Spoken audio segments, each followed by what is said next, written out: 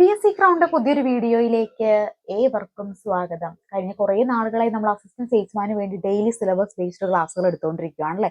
200 day ചലഞ്ചാണ് നമ്മളിവിടെ ചെയ്തുകൊണ്ടിരിക്കുന്നത്. Already ഒരുപാട് ക്ലാസ്സുകൾ നമ്മൾ എടുത്തു കഴിഞ്ഞു. അസിസ്റ്റന്റ് സെയിൽസ്മാന് വേണ്ടി പഠിക്കുന്ന ഉദ്യോഗാർത്ഥികൾക്ക് നമുക്കൊരു വാട്സ്ആപ്പ് ഗ്രൂപ്പാണ്. ഗ്രൂപ്പിന്റെ ലിങ്ക് ഡിസ്ക്രിപ്ഷൻ ബോക്സിൽ കൊടുത്തിട്ടുണ്ട്. താല്പര്യമുള്ള എല്ലാവർക്കും ജോയിൻ ചെയ്യാവുന്നതാണ്. അതുപോലെ ആദ്യമായിട്ടാണ് ഈ ചാനൽ കാണുന്നതെങ്കിൽ സബ്സ്ക്രൈബ് ചെയ്ത് സപ്പോർട്ട് ചെയ്യണേ. വീഡിയോക്ക് ലൈക്ക് അടിക്കാമെന്ന് കമന്റ് ചെയ്തുകൊണ്ട് നമ്മൾ സപ്പോർട്ട് ചെയ്യാനും മറക്കരുത്. അപ്പോൾ അസിസ്റ്റന്റ് സെയിൽസ്മാന് വേണ്ടി നമ്മൾ ഓൾറെഡി ഒരുപാട് ക്ലാസ്സുകൾ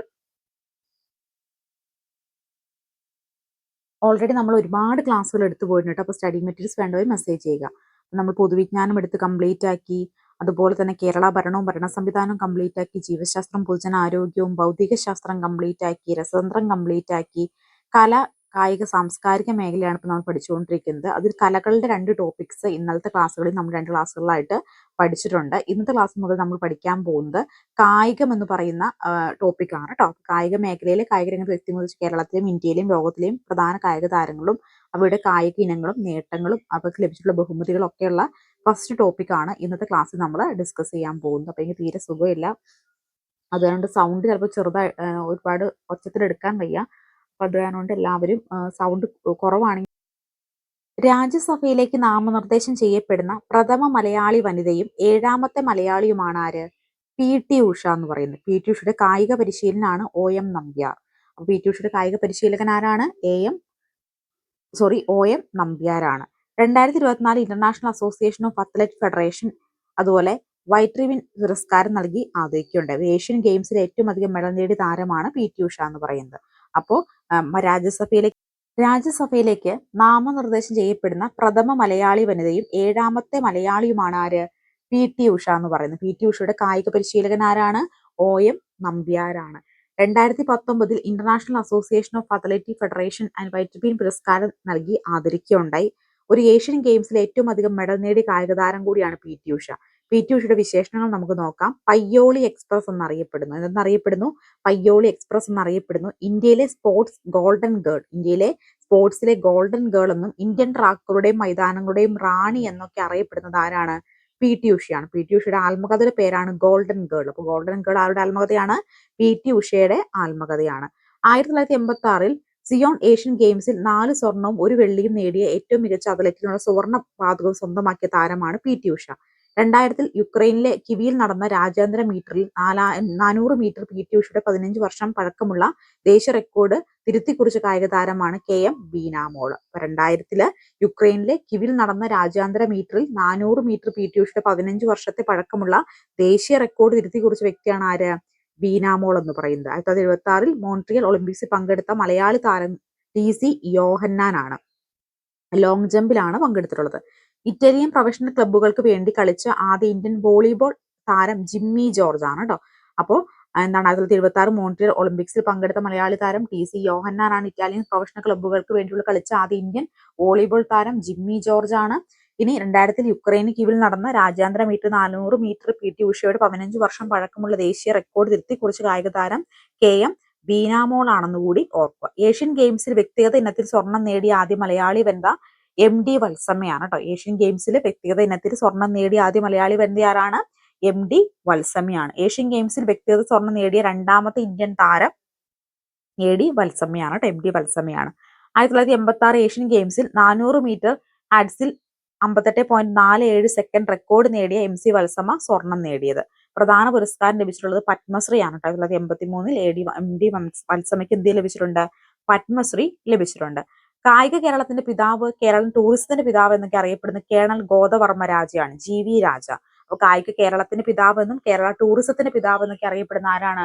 കേണൽ ഗോദവർമ്മ രാജയാണ്. GVയുടെ ജന്മദിനമായ ഒക്ടോബർ 13 കേരള കായിക ദിനമായി ആചരിക്കുന്നു. അപ്പോൾ കേരള കായിക ദിനമായിട്ട് ആചരിക്കുന്നത് ഒക്ടോബർ 13 ആരുടെ ജന്മദിനമാണ്? കേണൽ ഗോദരാജവർമ്മയുടെ ജന്മദിനമാണ്. കേരളത്തിലെ ആദ്യ സ്പോർട്സ് സ്കൂളാണ് GV രാജ സ്പോർട്സ് സ്കൂൾ. അപ്പോൾ കേരളത്തിലെ ആദ്യ സ്പോർട്സ് സ്കൂൾ ആരാണ്? ഏതാണ്? GV രാജ സ്പോർട്സ് സ്കൂളാണ്. കേരള സ്പോർട്സ് കൗൺസിലിന്റെ പ്രഥമ പ്രസിഡന്റ് GV രാജയാണ് കേട്ടോ. അപ്പോൾ കേരള സ്പോർട്സ് കൗൺസിലിന്റെ പ്രഥമ പ്രസിഡന്റ് ആരാണ്? GV രാജയാണ്. അപ്പോൾ കേരളത്തിന്റെ പിതാവും കേരള ടൂറിസത്തിന്റെ പിതാവ് കേണൽ ഗോദവർമ്മ രാജയാണ്. GV രാജ ജന്മദിനം ഒക്ടോബർ 13 കായിക കേരള ദിനമായി ആചരിക്കുന്നു. കേരളത്തിലെ ആദ്യത്തെ സ്പോർട്സ് സ്കൂൾ GV രാജ സ്പോർട്സ് സ്കൂളാണ്. കേരള സ്പോർട്സ് കൗൺസിൽ പ്രഥമ പ്രസിഡന്റ് GV രാജയാണ്. 1937 തിരുവിതാംകൂർ സർവകലാശാല സ്ഥാപിതമായപ്പോൾ ഫിസിക്കൽ എഡ്യൂക്കേഷൻ ബോർഡിന്റെ തലവനായിരുന്ന വ്യക്തിയാണ് ആര്? GV രാജ. അപ്പൊ 1937 തിരുവിതാംകൂർ സർവകലാശാല സ്ഥാപിതമായപ്പോൾ ഫിസിക്കൽ എഡ്യൂക്കേഷൻ ബോർഡിന്റെ തലവനായിരുന്നത് GV രാജയാണ്. തിരുവനന്തപുരത്ത് ടെന്നീസ് ക്ലബ്ബ് സ്ഥാപിച്ചതും GV രാജയാണ്. കേണൽ GV രാജയുടെ നേതൃത്വത്തിൽ കേരള ക്രിക്കറ്റ് അസോസിയേഷൻ രൂപീകൃതമായത് 1950 GV രാജയുടെ സ്മരണാർത്ഥം കേരള സ്പോർട്സ് കൗൺസിൽ ഏർപ്പെടുത്തിയിട്ടുള്ള പുരസ്കാരമാണ് GV രാജ പുരസ്കാരം. അപ്പൊ 1938 തിരുവിതാംകൂർ സർവകലാശാല സ്ഥാപിതപ്പോ ഫിസിക്കൽ എഡ്യൂക്കേഷൻ ഡിപ്പാർട്ട്മെന്റ് തലവൻ GV രാജയായിരുന്നു. തിരുവനന്തപുരത്ത് ടെന്നീസ് ക്ലബ്ബ് സ്ഥാപിച്ച GV രാജയാണ്. കേരളം GV രാജയുടെ നേതൃത്വത്തിൽ കേരള ക്രിക്കറ്റ് അസോസിയേഷൻ 1950 രൂപീകൃതമായി. ലോക അത്ലറ്റിക് ചാമ്പ്യൻഷിപ്പിൽ മെഡൽ വെങ്കലം നേടിയ ആദ്യ ഇന്ത്യൻ കായിക താരം ആരാണ്? നമ്മുടെ അഞ്ജു ബോബി ജോർജ്. അപ്പോ ലോക അത്ലറ്റിക് ചാമ്പ്യൻഷിപ്പിൽ മെഡൽ വെങ്കലം നേടിയ ആദ്യ ഇന്ത്യൻ കായിക താരമാണ് പാരീസിലെ അഞ്ജു ബോബി ജോർജ്. അത്ലറ്റിക്സ് ലോക റാങ്കിംഗ് ലോക ചാമ്പ്യൻ 4ാം സ്ഥാനം ലഭിച്ച ഏക ഇന്ത്യൻ താരവും അഞ്ജു ബോബി ജോർജ് ആണ്. അത്ലറ്റിക് ഫെഡറേഷൻ ഓഫ് ഇന്ത്യയുടെ സീനിയർ വൈസ് പ്രസിഡന്റായി നിയമിതനായ വനിതയാണ് ആര്? അഞ്ജു ബോബി ജോർജ്. 2020 BBC മികച്ച ഇന്ത്യൻ കായിക താരത്തിനുള്ള ലൈഫ് ടൈം അച്ചീവ്മെന്റ് പുരസ്കാരം ലഭിച്ചതും അഞ്ജു ബോബി ജോർജിനാണ്. അപ്പോൾ ലോക അത്ലറ്റിക് ചാമ്പ്യൻഷിപ്പിൽ മെഡൽ വെങ്കലം നേടിയ ആദ്യ ഇന്ത്യൻ കായിക താരം അഞ്ജു ബോബി ജോർജ് ആണ്. അത്ലറ്റിക്സ് ലോക റാങ്കിംഗ് ലോങ് ജമ്പിൽ 4ാം സ്ഥാനം ലഭിച്ചതും അഞ്ജു ബോബി ജോർജിനാണ്. അത്ലറ്റിക് ഫെഡറേഷൻ ഓഫ് ഇന്ത്യയുടെ സീനിയർ വൈസ് പ്രസിഡന്റ് നിയമിതനായ വനിതയും അഞ്ജു ബോബി ജോർജ് ആണ്. 2020 BBC മികച്ച ഇന്ത്യൻ കായിക താരത്തിനുള്ള ലൈഫ് ടൈം അച്ചീവ്മെന്റ് പുരസ്കാരവും അഞ്ജു ബോബിനെ തേടി എത്തി. 1936 ബെർലിൻ ഒളിമ്പിക്സിൽ ഇദ്ദേഹം ഇന്ത്യൻ ടീമിനെ നയിച്ചിട്ടുണ്ട്. 1936 ബെർലിൻ ഒളിമ്പിക്സിൽ എന്താണ് നമ്മുടെ ധ്യാൻചന്ദ് ഇന്ത്യൻ ടീമിനെ നയിച്ചിട്ടുണ്ട്. ധ്യാൻചന്ദിന്റെ ആത്മകഥയാണ് ഗോൾ എന്ന് പറയുന്നത്. ധ്യാൻചന്ദിന്റെ പ്രതിമയുടെ വിദേശ നഗരമാണ് വിയറ്റ്നാം. ധ്യാൻചന്ദിന്റെ പ്രതിമയുടെ വിദേശ നഗരം ഏതാണ്? വിയറ്റ്നാം. ധ്യാൻചന്ദിന്റെ ജന്മദിനമായ ഓഗസ്റ്റ് 29 ദേശീയ കായിക ദിനമായിട്ട് ആചരിക്കുന്നത്. ദേശീയ കായിക ദിനമായിട്ട് ആചരിക്കുന്ന ആരുടെ ജന്മദിനമാണ്? നമ്മുടെ ധ്യാൻചന്ദിന്റെ ജന്മദിനമാണ് ഓഗസ്റ്റ് 29 ദേശീയ കായിക ദിനമായിട്ട് ആചരിക്കുന്നത്. അപ്പൊ 1936 ബെർലിൻ ഒളിമ്പിക്സിൽ ധ്യാൻചന്ദ് ഇന്ത്യൻ ടീമിന്റെ നായകനായത് ധ്യാൻചന്ദിന്റെ ആത്മകഥ ഗോൾ എന്ന് പറയുന്നതാണ്. ധ്യാൻചന്ദിന്റെ പ്രതിമയുടെ വിദേശ നഗരം വിയറ്റ്നാണ്. വിയറ്റ്നാം എവിടെയാണ്? ഓസ്ട്രേലിയയിലാണ് കേട്ടോ. ഇനി സാക്ഷി മാലിക്കിനെ കുറിച്ച് നോക്കാം. ജന്മസ്ഥലം ഹരിയാനയാണ്. ഒളിമ്പിക്സ് മെഡൽ നേടുന്ന ആദ്യ ഇന്ത്യൻ വനിതാ ഗുസ്തി താരമാണ് ആര്? സാക്ഷി മാലിക്. 2016 റിയോ ഒളിമ്പിക്സിൽ 58 കിലോഗ്രാം വിഭാഗത്തിൽ വെങ്കല മെഡൽ നേടിയ താരമാണ് ഏത്? സാക്ഷി മാലിക് കേട്ടോ. അപ്പൊ ജന്മസ്ഥലം ഹരിയാനയാണ്. ഒളിമ്പിക്സിൽ മെഡൽ നേടുന്ന ആദ്യ ഇന്ത്യൻ വനിതാ ഗുസ്തി താരം സാക്ഷി മാലിക് ആണ്. 2016 റിയോ ഒളിമ്പിക്സിലെ 58 കിലോഗ്രാം വിഭാഗത്തിൽ വെങ്കല മെഡൽ നേടിയ താരമാണ് ഏത്? സാക്ഷി മാലിക്. ഇനി മിതാലി രാജിനെ കുറിച്ച് നോക്കാം. അന്താരാഷ്ട്ര ക്രിക്കറ്റിൽ 20 വർഷം പൂർത്തിയാക്കിയ ആദ്യ ഇന്ത്യൻ വനിതാ ക്രിക്കറ്ററാണ് മിതാലി രാജ്. വനിതകളുടെ അന്താരാഷ്ട്ര ഏകദിന ക്രിക്കറ്റിൽ 200 മത്സരങ്ങൾ കളിച്ച ആദ്യ താരം മിതാലി രാജ് ആണ്.